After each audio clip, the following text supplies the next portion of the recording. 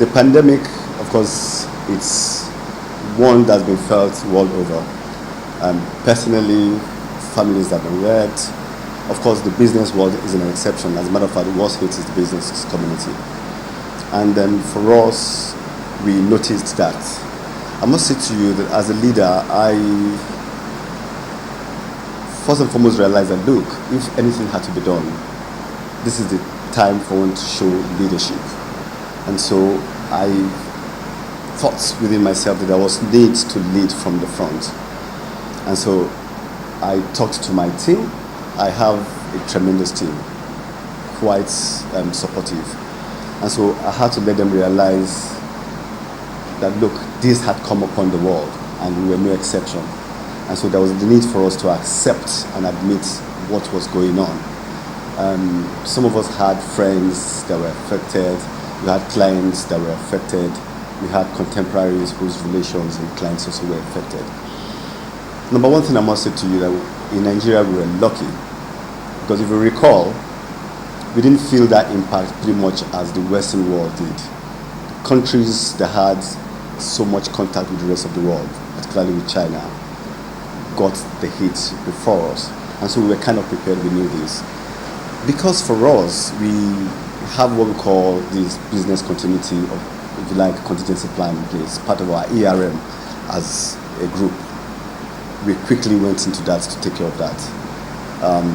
So what we did was to go through that policy again and then create different scenarios to prepare us for what was coming. And so we created those scenarios and then situated our position and did projections as to things to do. It was important to let the people realize the need to embrace that change, like I said to you, which they did. Our team, we have a team called the Disaster Response Team. Now we had to tweak some of those elements that were not exactly pretty much like COVID, and so that helped for them to situate those situations and then do the things we needed to do.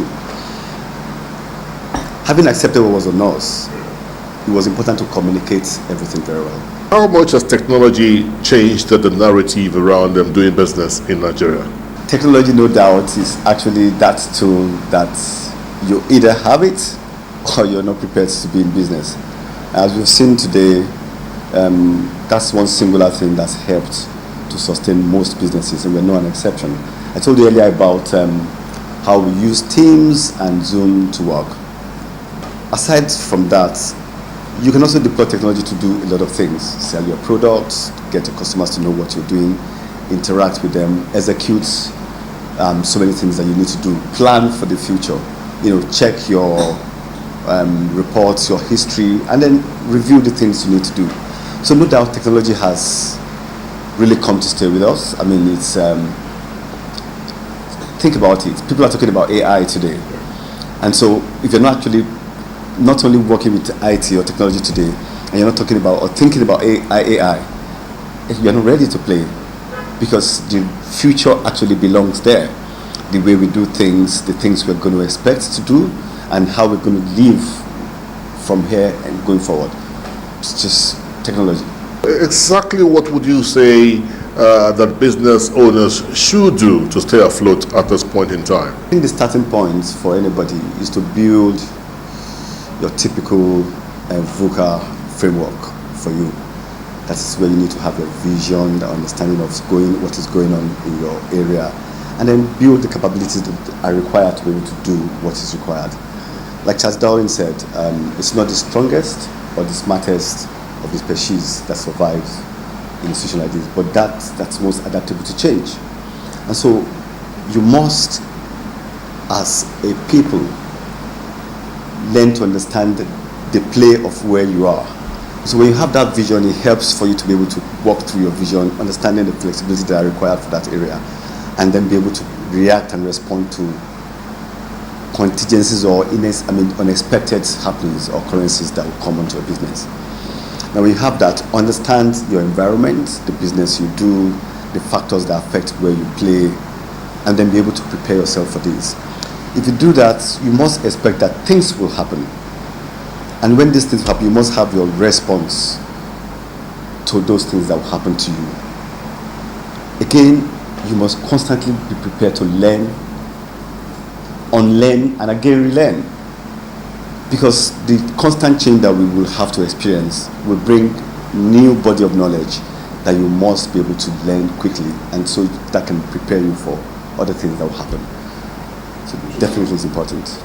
What would you think the government should have done differently to make the business climate a lot more conducive for businesses to thrive at this COVID era? Consultation. The government must see the private sector as partners, because after all, government is there for the operators in the private sector.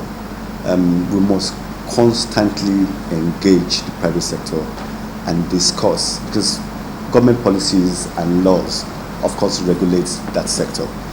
And as such, we must get information from that sector and then collaborate to work together to make things happen for the people.